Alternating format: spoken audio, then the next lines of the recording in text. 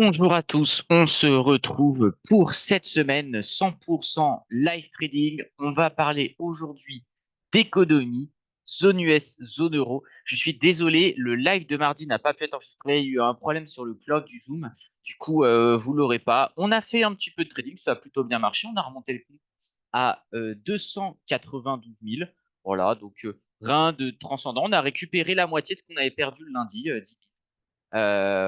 Voilà, je vais vous activer le chat tout de suite et du coup, on va refaire que pour YouTube, parce que je sais que c'est cette vidéo qui va vous plaire, on va refaire le live zone US contre zone euro.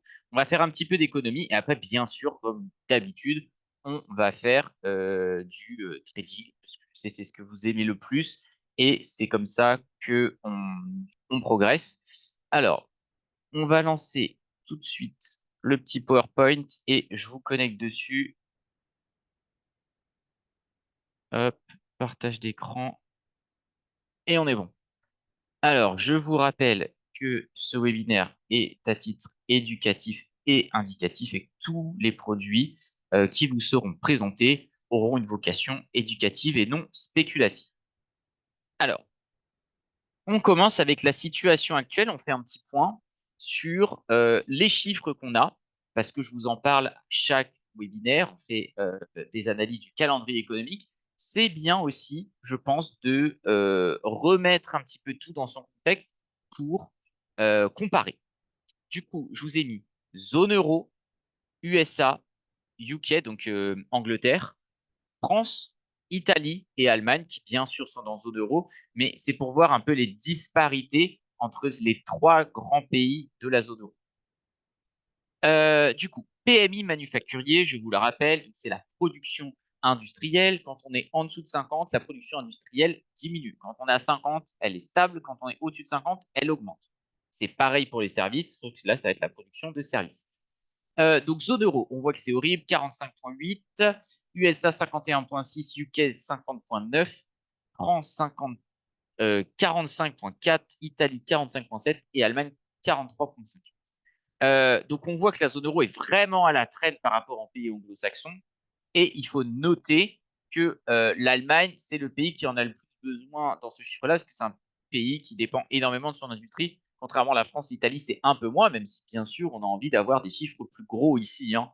Euh, on va voir que c'est ça qui va manquer sur la partie du PIB. Si on comblait un petit peu cette partie manufacturière, bah, on aurait beaucoup plus de croissance, parce que c'est vraiment à la traîne ici.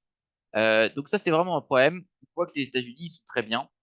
Euh, et zone euro, c'est vraiment, vraiment à la peine avec un mauvais élève globalement France-Allemagne. PMI de service. Alors là, ça va beaucoup mieux. 52,8 ici, 55,3, 52,1. France, bah, toujours mauvais élève. Vous allez voir globalement le pays au total qui aura les moins bons chiffres, ce sera la France, hein, malheureusement, avec Italie à 53,7 et Allemagne à 53,1. Donc bah, là, eux, ils sont globalement au max.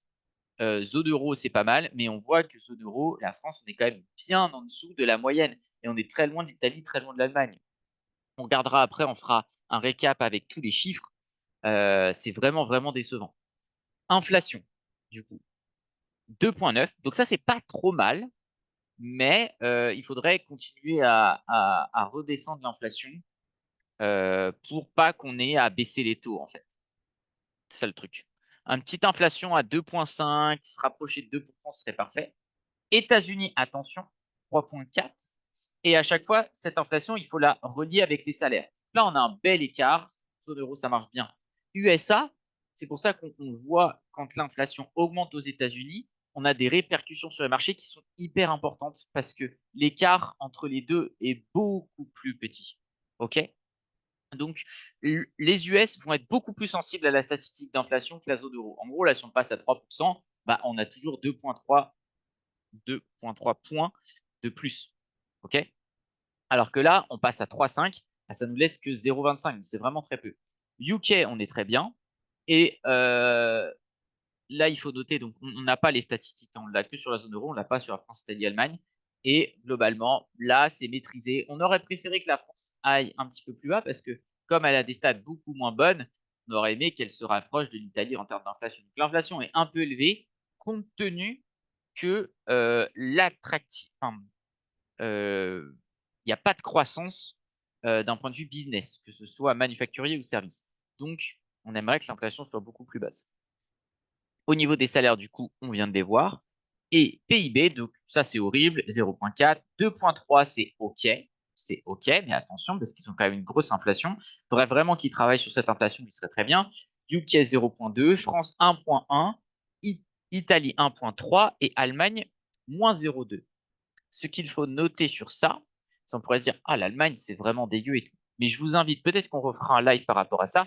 Regardez les chiffres d'endettement. L'Allemagne a divisé ces dernières années son endettement de quasiment par 2. Alors moi, ça me fait beaucoup de peine quand je vois que la France affiche un 1,1 quand on a notre dette qui explose, alors que l'Allemagne est à moins 0,2 quand ils ont leur dette qui diminue de quasi 50%. Mais ça, le truc, c'est que le financement de ce PIB, il coûte extrêmement cher. Que là, ce moins 0,2, il coûte pas très cher. Ils sont en réduction budgétaire, donc ils sont nickel. Pareil pour le chômage, 6,4, là 4,1, on est très bien, sachant que le chômage parfait c'est autour des 3%. Donc là, ils sont vraiment très bien. Après, attention, s'il y a des chiffres du chômage qui augmentent, ça pourrait baisser les salaires, parce que du coup, il y aurait plus de concurrence aux États-Unis, et du coup, ça pourrait taper l'inflation. Chômage aussi, on est très dépendant d'une hausse du chômage ici. C'est le pays le plus critique, c'est celui-là, parce que c'est celui qui a les métriques qui sont les plus proches. Après, ils sont quand même très bien, hein. Ils sont, je dirais, l'économie numéro un, on va voir, c'est les États-Unis. Ça, c'est l'économie la plus stable d'un point de vue chiffre, et la pire, c'est la France. Et après, on voit ici, en termes de chômage, 7,5, 7, 6, c'est vraiment horrible quand on sait que ça nous coûte extrêmement cher de financer ces 7,5. Donc maintenant, on va regarder un petit peu, on va faire un zoom dans tout ce qui est proposé avec, on va voir l'historique de ces mêmes statistiques. PMI, donc manufacturier, on voit globalement depuis mi-2022, n'est pas repassé en positif. Donc ça, c'est vraiment horrible. Ça fait 2 ans, on peut le voir, hein, là c'est en négatif après août 2022, ça fait 2 ans qu'on est en recul sur la production industrielle en zone euro. Et c'est ça qui coûte très cher, on va le voir après sur le PIB. Puisque dès qu'on a l'attractivité industrielle qui repart, le PIB, il repart bien. Et dès qu'elle s'effondre, ça s'effondre. Les services, c'est globalement stable. On a eu un peu de négatif, un peu de positif, mais globalement, on fait un petit peu de mieux et c'est ça qui nous permet d'avoir ce petit reliquat, cette petite hausse sur le PIB. Zone euro sur l'inflation, ça va. On aimerait que ça continue de baisser pour pouvoir maintenir des taux corrects. Voilà. Moi, je pense pas qu'il faille baisser trop vite les taux parce qu'après, on va relancer l'inflation. Ensuite, les salaires. Les salaires, c'est pas mal. Vraiment, il n'y a pas grand-chose à redire. C'est une bonne statistique. Le PIB, c'est horrible. On aimerait que ce soit plus, hein. En vrai, à la vue de tous les investissements qui sont mis, on aimerait un petit PIB à 2,5, quoi. Et chômage, pareil, il faudrait retravailler ça. Mais globalement, en fait, si on retravaille le secteur industriel, je pense que ça peut combler tous, tous les problèmes. Alors après, on pourrait monter un petit peu les services aussi, mais le gros problème, il est là. Là, on a un gros trou qui fait que ça casse sur tout le reste. États-Unis. États-Unis, on a eu des petits soucis quand même sur la partie industrielle ici. On voit, on a des gros trous, enfin des gros trous, non, c'est des trous moyens, ça va, mais on commence à avoir du positif. Alors, on est toujours en négatif si on veut, si on fera un petit carré sur cette période, un rectangle, mais globalement, on voit qu'on a une pente ascendante, donc ça, c'est pas mal. Sur les services, pareil, ils sont au max. On est au-dessus de 50 quand même depuis plus d'un an. Ça, aucun problème. En revanche, sur l'inflation, c'est certes, on a une tendance qui est à la baisse, mais ça reste relativement haut. On aimerait bien retrouver les chiffres de 2020 en fait. Et là, il serait vraiment parfait. Parce que s'ils étaient là, avec les salaires qui sont ici, ce serait parfait. Donc en gros, ce qu'il faudrait, c'est peut-être maintenir les salaires, essayer de travailler un petit peu sur l'inflation, et du coup, ça pourrait amener leur PIB vers des niveaux de 4%. 4%, il serait bien, hein. Et le taux de chômage, voilà, c'est pas mal. Ils pourraient travailler un peu, mais attention, comme j'ai dit tout à l'heure, si le chômage remonte, on voit qu'on est plutôt sur une pente ascendante, petite pente descendante sur les salaires, il faudrait pas que les salaires rattrapent l'inflation. Alors là, ça va être très, très compliqué sur une économie qui tourne beaucoup au crédit. Pas comme chez nous, les gens ont très, très peu d'épargne aux États-Unis. OK? Est-ce qu'il y a des questions jusque-là où on est bon? J'en vois pas, on continue. Au UK. UK, bah pareil, de toute façon, sur le secteur manufacturier, sur l'Occident, ça va être très compliqué. On voit que c'est globalement horrible, mais on retourne en positif, ça fait plaisir. Sur les services, c'est pas mal. On a eu un petit peu négatif, mais on est en accroissement quand même ces dernières années. Sur l'inflation, on est bien aussi. Sur les salaires, on est très bien. Mais du coup, sur le PIB, on a du mal à convertir. On a du mal à convertir pour l'instant. Il faudrait continuer un petit peu cette pente ascendante sur le manufacturier. On voit depuis le Brexit, hein, ça repart quand même plutôt bien sur le manufacturier. Et essayer de stagner un peu au niveau du chômage. C'est quand même pas trop mal au niveau du chômage. On peut pas trop leur en vouloir. Mais voilà, on aimerait un peu plus. Alors après, ils ont tendance à réduire leur dette aussi. C'est OK, hein, c'est OK pour l'Angleterre.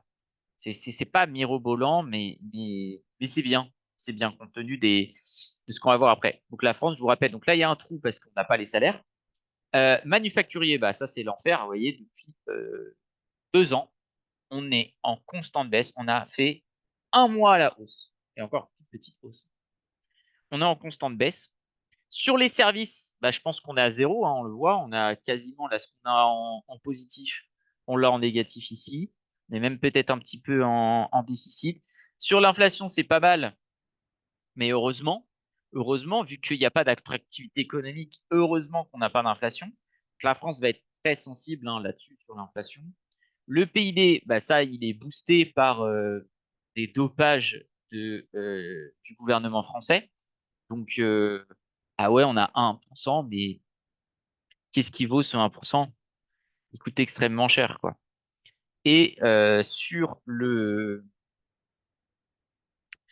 chômage, bah c'est pas terrible, mais ça va avec ça, quoi. En vrai, si on retravaille un petit peu le manufacturier et les services, on est bien, hein. Je dis pas que c'est facile, mais globalement, ça c'est vraiment mauvais élève parce que ça c'est très mauvais, ça c'est mauvais, ça c'est très très très mauvais, ça c'est très mauvais. Et il y a juste l'inflation qui est OK, mais si on la remet dans le contexte de tous les chiffres qu'on a, l'inflation elle est mauvaise aussi. On devrait avoir une inflation à 1%. Et là, on a une inflation qui est quand même relativement forte, compte tenu du décroissement de l'activité économique. Italie, donc Italie sur le manufacturier, c'est pas aussi pire que la France, mais c'est quand même pas terrible. Mais en revanche, sur les services, c'est pas mal. Sur les services, ils s'en sortent plutôt bien. On voit quand même sur les 2 dernières années, bah, on est en hausse, hein. Il y a des petits creux, mais globalement, on est en hausse, hein. Sur l'inflation, ils sont très bien. Ils ont une inflation qui est relativement basse. Le PIB, bon, c'est pas terrible. Et sur le chômage, c'est pas terrible non plus. C'est un peu mieux que la France, mais voilà. Non, c'est pas fou. Maintenant, on va terminer avec l'Allemagne, du coup. L'Allemagne. Donc, bah, sur l'attractivité manufacturière, bah, c'est l'enfer, hein. C'est comme la France. C'est vraiment, vraiment problématique, surtout que c'est une économie qui dépend beaucoup, beaucoup de l'industrie, beaucoup plus que les 2 autres pays qu'on vient de voir avant. Sur les services, par contre, ils sont au max, hein. Vraiment, là, on a des fulgurances à 55, on est très bien. Certes, on a des baisses, mais par rapport à ce qu'on a vu sur la France et l'Italie, vraiment, c'est pas mal. Alors, par contre, ça leur coûte un petit peu d'inflation. Ils en ont un petit peu plus. Et au niveau du PIB, ils sont en négatif. Mais ça, je vous dis, c'est pas si grave parce que si l'Allemagne se réendettait à 100% du PIB, donc ils investissaient 40% de leur production annuelle, bah, ils auraient un PIB de zinzin. Or là, ils ont bien, bien réduit leur dette. Et donc ça fait plaisir. Ça, c'est-à-dire qu'ils arrivent à se maintenir à zéro tout en réduisant leur dette de moitié. Franchement, c'est beau ce qu'ils ont fait. C'est des choix de société après, mais je pense que ça va payer à terme. Et sur le taux de chômage, il faudrait qu'ils retravaillent un peu ça, mais c'est ça qui leur manque en fait. C'est de retravailler l'activité manufacturière, hein, parce que sur les services, c'est difficile de pousser beaucoup plus, hein, en vrai. Ils pourraient pousser un peu, allez, ils poussent un peu, ils se retrouvent aller peut-être à 5,5, 5,25, pas plus. Alors que là, s'ils poussent à 50 pendant, allez, 6-8 mois, le chômage, il peut retomber très très vite à 3%. Très très très vite. Donc c'est vraiment ça l'idée. J'avais vraiment envie qu'on fasse ce webinaire qui malheureusement a sauté à cause d'un bug de cloud hier. Donc on le refait, ça tombe bien. Il y a beaucoup aujourd'hui. Et comme ça, vous l'avez sur YouTube. Bien sûr, on changera le titre pour que ce soit adapté sur YouTube. Et là, on va se reconnecter au marché. Je vous demande une petite seconde. Hop, on va aller sur notre compte IronFX. Alors, attendez, je vois que le partage ne marche pas.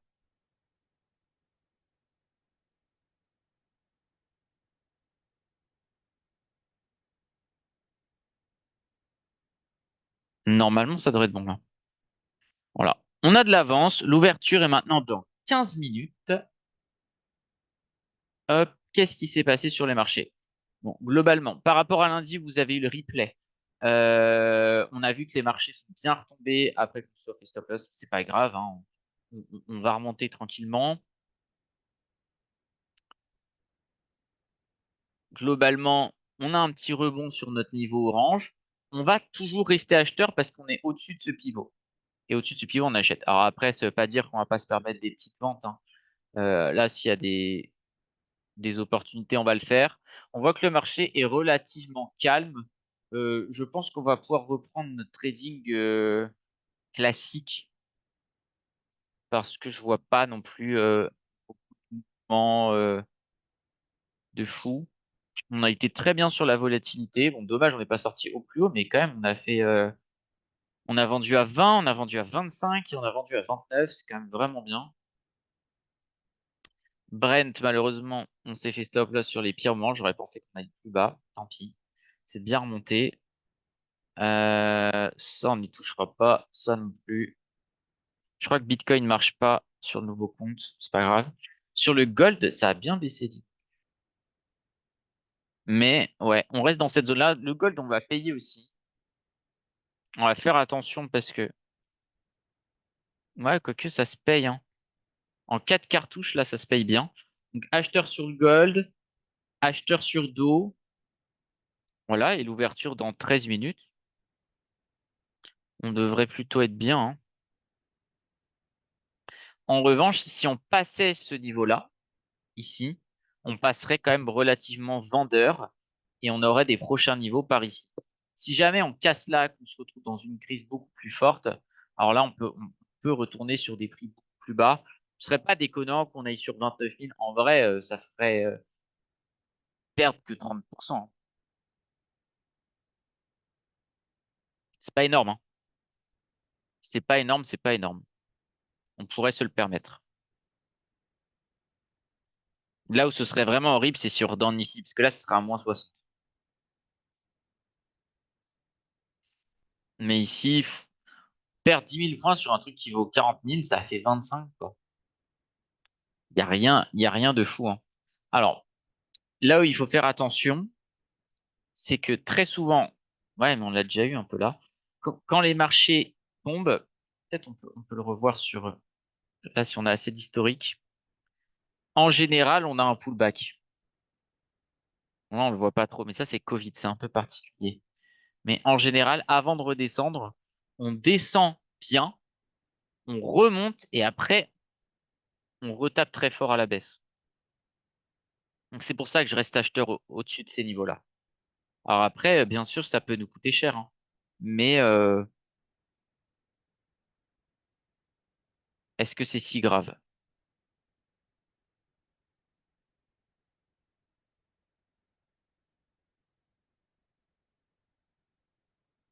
C'est pas forcément si grave, hein. Parce que derrière, sous ces prix-là, on déclenche des ventes massives. On va essayer de repérer un petit peu des petits trois bougies. Peut-être en vrai, là, il y a trois bougies. Si on revient par là, peut-être qu'on se permettra de vendre. Mais il n'y a pas beaucoup de vol. Donc, trader avant l'ouverture, vous connaissez, hein, c'est vraiment pas trop mon truc. On se fait souvent avoir.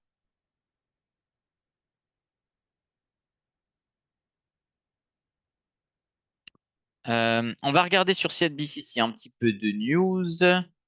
Alors, qu'est-ce qui bouge en pré-market? Disney, Airbnb, et ça, je connais pas. Tiens, Disney qui bat ses records. Pas mal. J'aurais pas dit. Parce que c'est pas l'entreprise qui réussit le mieux récemment. Alors, qu'est-ce que ça nous raconte? Ok, bon, ça parle de la baisse.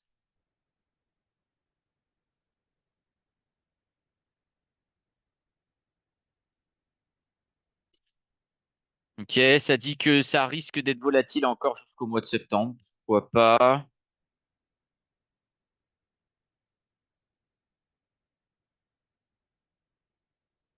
Bon, globalement, ça dit pas grand-chose, hein. Et ça va un petit peu avec ce que nous fait le graphique. Euh,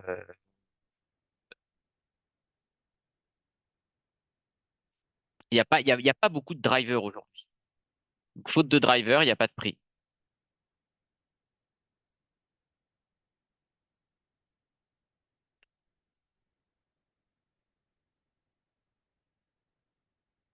Ouais, je pense que ça va pas être le meilleur live. De toute façon, on va se faire que 10 minutes de live trading comme on a commencé à 15 heures. Ah, par contre, c'est un petit truc. Ouais, quoique. C'est pas énorme, énorme, hein. Je suis curieux de voir ce que ça fait à l'ouverture. Mais ça risque d'être assez décevant. En vrai, est-ce qu'on se paierait pas un peu de Brent? Là, vu que ça s'est calmé, on est quand même plutôt bas. On pourrait se dire qu'on achète là. En vrai, on pourrait le faire. Je pense qu'on va faire ça, regardez. Alors, pas 30 lots, jamais de la vie. On peut se mettre des petits 5 lots ici. Je vais le retravailler après, mais c'est l'idée. En gros, ça, comment on peut faire? On va le mettre là. Dans l'idée, on est ici. On est un petit peu au-dessus de celle-là. Un petit peu au-dessus de celle-là. Et là, un petit peu en dessous par rapport à celle-ci. Et on s'en met une ici par rapport au niveau. On va se dire, OK, on a une journée, on a eu des marchés un petit peu plus volatiles que d'habitude. Donc, je propose que on se mette pas parfaitement sur le niveau, mais un petit peu entre les deux. OK? En termes de stop loss, ça va être très simple, ça va pas aller très loin. Donc 70, en gros, on va mettre 69. On met 69 partout. Comme ça coûte pas non plus très très cher. Enfin, ça coûte, hein, mais c'est jouable. Et en termes de TP, le 75, on va aller chercher un petit peu en dessous du 78. Là, ça nous donne quoi? Allez, on va mettre 77,90. Et là, on va être quasiment sur du 1 pour 1. Parce que là, on perd 4 dollars. Là, si on paye 73, peut-être qu'on peut aller rechercher le bas là d'ici. C'est pas mal. On va mettre 77,50. Même un petit peu trop présomptueux. 77,25. Allez. Et ensuite, si on paye 70, je pense qu'on va aller chercher le haut de ça. Se dire qu'il y aura aussi un peu de volatilité là-haut. 73, 75. Allez. C'est pas mal. Pardon. Voilà. Comme ça, on reprend un petit peu notre stratégie. On l'a décalé, c'est-à-dire on avait pas mal payé ici. Stop loss en se disant on repérera ici. Il n'y est pas encore arrivé, mais voilà un petit peu l'idée. Et globalement, ce trade-là avait été compensé par ce qu'on avait gagné sur la volatilité. Donc l'un dans l'autre, ça avait rien donné. Mais bon. Ouverture maintenant dans 6 minutes. Gold, il se passe toujours pas grand-chose. Gold, je pense, je vois pas des trades long terme là. Bof. En vrai, on aurait pu payer là hier, mais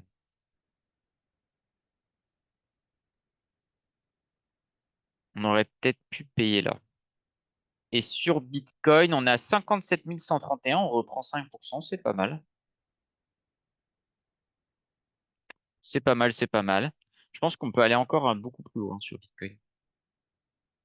En vrai, avec ce qui s'est passé, on a le secteur de la tech qui est à la peine, mais on va avoir un secteur bancaire qui est vraiment dans la grande sauce. J'ai vu pas mal d'articles ce matin qui disaient que ça licenciait beaucoup, Société Générale et tout ça. Donc attention, hein. Si vous avez des actions de bancaires, je vous recommande de faire très très attention.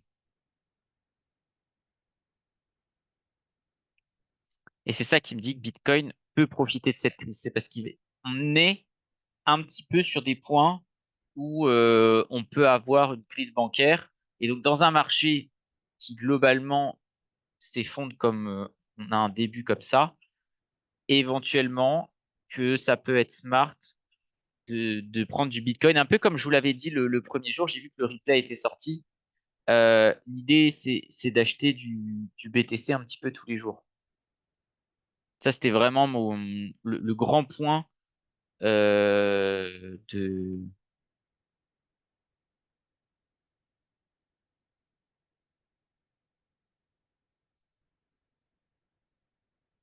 Alors, au cas où je vous montre. Si jamais vous avez des tickers qui ne sont pas affichés, vous faites montrer tout. Et peut-être que là, ça peut me débloquer Bitcoin. Ils l'ont peut-être enlevé, c'est un peu complexe, hein.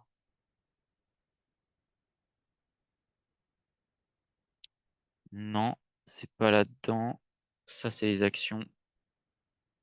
Je regarde rapidement, hein. Comme on a un petit peu de temps, on a terminé un petit peu plus tôt. Non, il y a plus sur ce compte-là les cryptos. Bon, c'est pas grave. De toute façon, on n'en faisait pas beaucoup, mais j'aimais bien vous montrer quand même le chart de Bitcoin. Mais comme je vous le dis, ça fait quand même plusieurs webinaires que je vous dis, j'achète du Bitcoin à tous les prix, tous les jours. Comme ça, c'est simple. Ouais, si Bitcoin tombe à zéro, je me serais fait exploser, mais on va se reconnecter un petit peu les marchés. Maintenant, ouverture dans 3 minutes 30.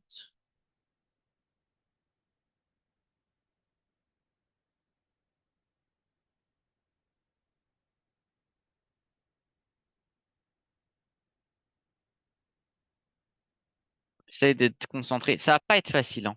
Alors, ça peut être très facile dans le sens où ça bouge pas beaucoup, mais là, il faut se reconnecter un petit peu au marché et, euh, et se dire que, OK, on a eu des journées de folie. On a eu une première journée, on a eu du mal à la travailler. La deuxième journée, on l'a bien travaillé. Cette troisième journée, je vois vraiment beaucoup moins de vols. Il y a, même d'un point de vue news, Twitter, tout ça, il y a quand même beaucoup moins de hype. Donc, on risque de moins s'exciter.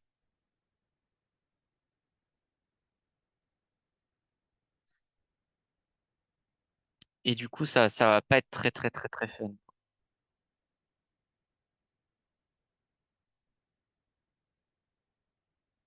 Ouais, vraiment, je suis pas inspiré.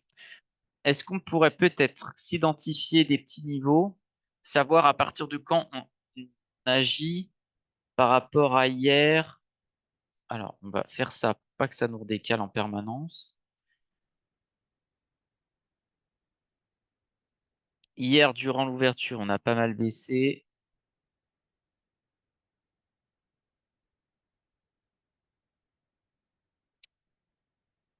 On n'est plus du tout sur les mêmes niveaux.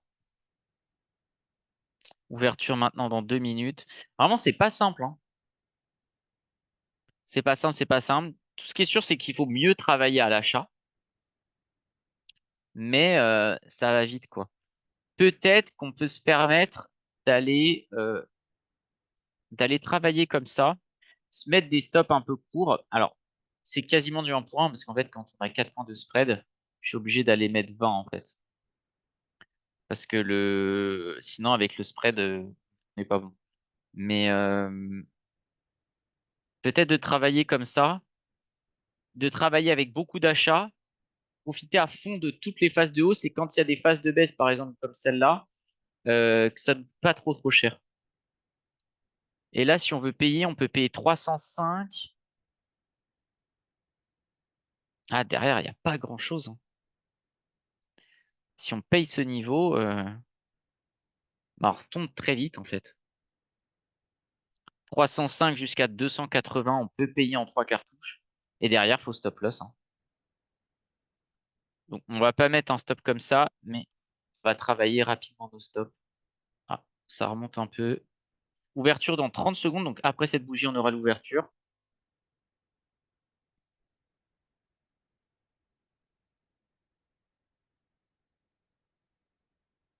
Ah, ce serait parfait que au niveau de l'ouverture, on aille chercher des prix comme ça, on puisse travailler rapidement. Ok. Il reste encore 10 secondes, hein.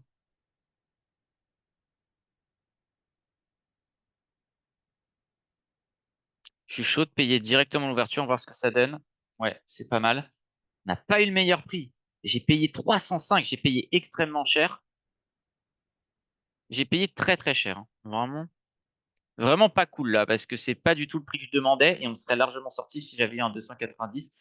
Bon, faux stop loss. Bon, là, quand même extrêmement déçu.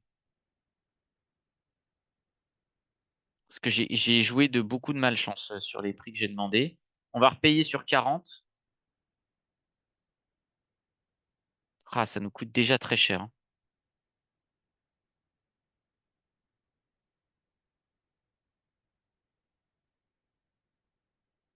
Ok, on va repayer cette zone-là.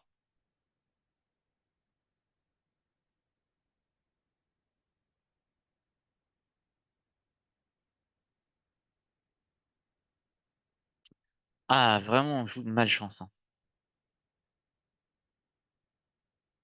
Ok, 30, j'en veux. Et on peut payer. Là, on peut payer.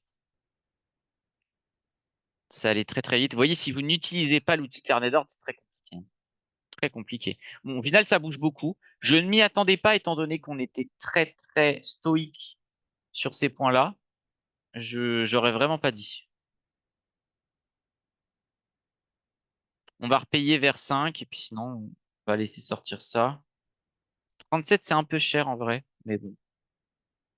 Ouais, c'est comme si on avait payé 34 avec le spread. C'est un peu cher de payer 34 aussi, hein, mais si je revois du 205, je paye.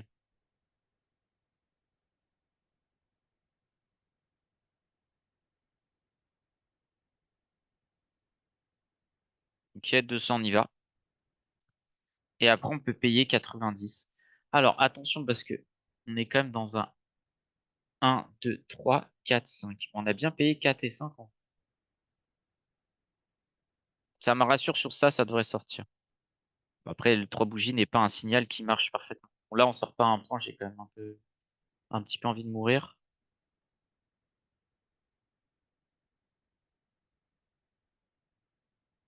On a un moins 1300.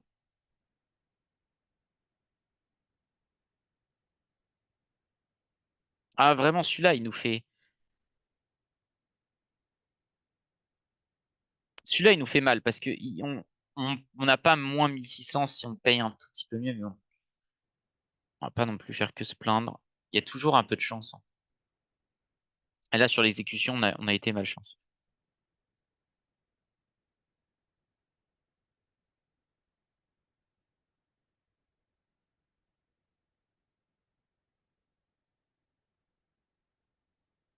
Ok, bon, ça suit la logique de notre 3 bougies, hein. Nickel.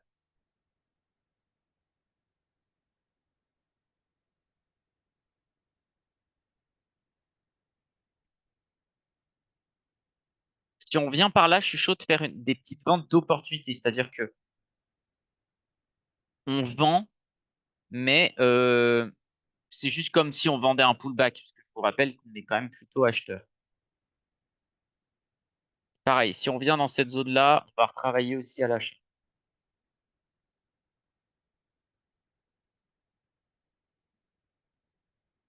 Ouais, qu'on retourne. Ouais, les 30 encore, c'est cher. Donc là, on peut vendre en gros 80. Ouais, jusqu'à 305, on peut essayer de vendre deux ou trois cartes. On va voir.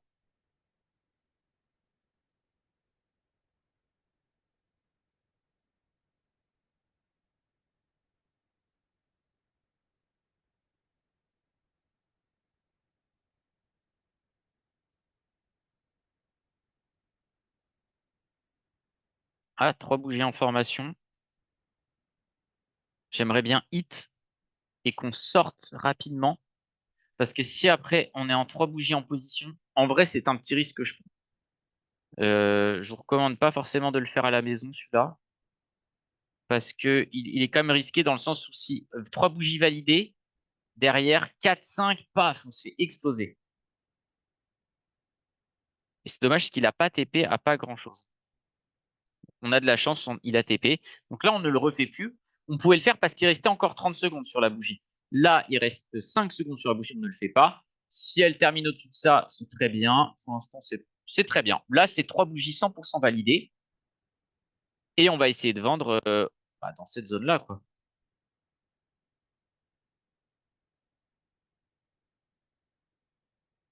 Là, j'ai mis une petite vente à 305. Pourquoi je le fais déjà et que j'attends pas les 50 secondes, c'est j'aime bien parce qu'on a 3 bougies qui se cumulent avec ça, c'est quand même pas trop mal. Et après, bien sûr, on fait une vente niveau et on fera une vente 50 secondes si ça le fait. Pour l'instant, il reste 30 secondes, elle est plutôt baissière, le 3 bougies est fixé, non déclenché.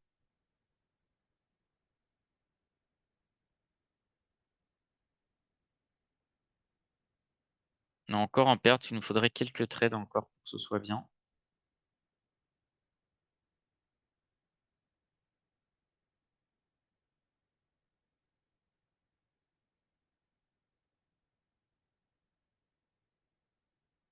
Et sinon, je pense qu'on va payer du coup. On est plutôt sur des prix où on paye. Dommage, franchement, là, je voulais vraiment payer 64, hein. Mais je paye et on baisse la seconde d'après. Bon, on va payer 40 aussi.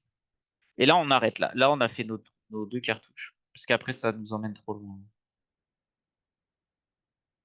En gros, on aurait peut-être stop loss pour racheter plus bas là.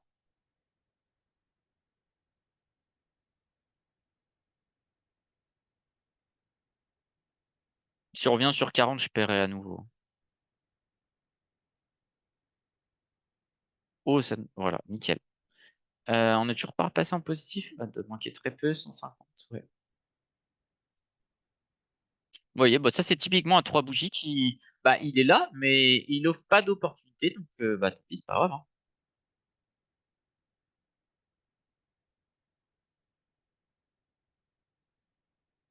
Hmm,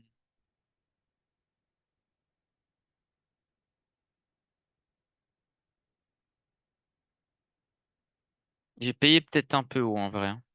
Je voulais cut l'un des deux. Ok. On a un petit peu de réussite.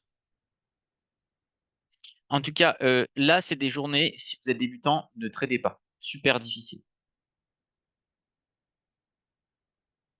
Super difficile à trader. C'est des journées où vous pouvez faire du DCA tranquillement. Je regarde Bitcoin. Bitcoin monte, il prend 4%.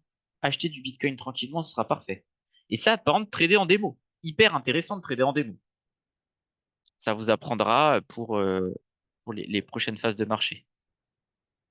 Autrement, la trader en réel, c'est vraiment du pour un débutant, bien sûr. Ok, parfait. 305, on est dedans. On va vendre là. Et après, il faudra faire gaffe. Là, par exemple, c'est quelque chose on va on va aimer sortir rapidement parce que globalement, on, on repasse au-dessus du niveau rouge, on repasse un peu acheteur, quoi. Là, en gros, on va essayer de repayer des 80, 90, 85.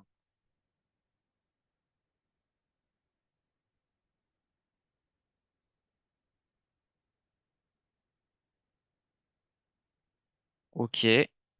Pour l'instant, on est toujours sur la même bougie, c'est encore ok, hein. On a un premier TP. Voilà. On va payer, je sais pas, 84, quelque chose comme ça me va en vrai. Un peu cher en vrai. Un peu cher si j'arrive à le virer. Un peu cher. Je pense qu'il vaut mieux payer un petit 80. Et là, par contre, on va se calmer un petit peu sur les ventes parce que ça peut vite partir en forte hausse. En vrai, si on arrive à retourner à zéro d'ici demain, je serais content. terminer dans des marchés comme ça où on n'a pas gagné d'argent, ça me va très bien en scalping, hein. Parce que par contre, sur Bitcoin, j'ai gagné un max. Comme j'achète tous les prix, j'ai acheté du 49 000 en bas. Là, je prends déjà quasiment 10 000 dollars dessus. Enfin, vraiment, je suis très très bien ça. Ça me tanque largement toute la baisse qui a été faite. Certes, quand il y a eu la baisse, j'ai été pas en forte perte, mais j'ai été en perte importante. Mais mes achats ont bien comblé mes pertes qui sont plus hauts. Donc, je suis en positif, pas beaucoup, de 3%, mais quand Bitcoin perd 20, qu'on fait plus 3, c'est nickel, hein. Comme je suis persuadé que Bitcoin va repartir. Ah, dommage que ça nous a pas pris parce que derrière, ça peut TP rapide, le petit 80. Ah ouais. Ça nous a pas pris à pas grand-chose. Mais c'est le jeu. Attention, peut-être un petit 3 bougies en formation. Il reste 20 secondes, donc on peut encore trader. Ah, je le sors. Je le sors. Il reste 30 secondes. J'ai pas envie qu'on fasse 1, 2, 3. Alors, pour la regarder, parce qu'il y a des gaps. Genre 1, là, il y a 1, 2, 3. Et merci, je me fais exploser dans 2 bougies, on est là, quoi. Bon, dommage qu'on aurait TP. J'ai pas vu. Ça a fait 89, mais j'ai pas vu si on a fait 90. Bon, j'aurais TP. Mais j'avais pas envie de prendre le risque. Là, on est repassé en positif. Je vais pas faire non plus trop le fou. On voit quand même que c'est moins dur que le jour précédent. On va en parler, hein. Vraiment difficile. À la limite, je veux bien vendre à partir de 20. Parce qu'on peut aller chercher un peu ici. C'est histoire vraiment de rentrer dans le marché, hein. Mais là, sincèrement, il est 41. Ouais, je pense qu'on va s'arrêter là. On prend 750 balles. Bah ok, c'est pas la journée de l'année, mais au moins on n'a pas perdu, quoi. Franchement, c'est difficile, hein. Difficile de faire beaucoup mieux, hein. Dommage qu'on n'ait pas eu le dernier trade, on aurait pris 1000 balles, on aurait été très bien. Sur ce, je vous souhaite une très bonne journée. Je vous dis à demain pour clôturer cette semaine de live trading qui a été hyper intéressante parce que jamais j'aurais pensé, je les prépare un mois à l'avance les webinaires, que on aurait une telle volatilité un mois à l'avance sur cette période-là. Donc vraiment hyper content. Je vous dis à demain et faites de bons trades. Mettez vos stop loss, faites attention. Mettez pas trop d'effets de levier, vous allez faire exploser. Et si vous êtes débutant, ne tradez pas à trader en compte démo et achetez en DCA. Il y a plein de vidéos pour apprendre à faire DCA, plein d'articles. Donc voilà, je compte sur vous. À bientôt, salut.